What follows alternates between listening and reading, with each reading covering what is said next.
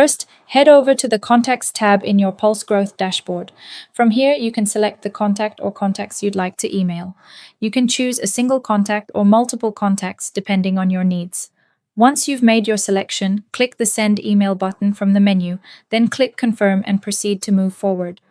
Next, you'll be asked to enter an action name.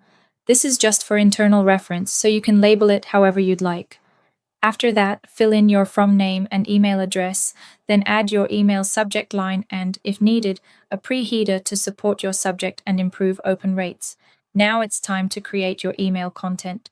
If you'd like to move quickly, you can simply write your email directly in the editor and send it as a quick email.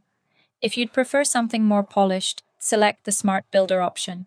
This allows you to create a professional email template using images, videos, and structured layouts right away.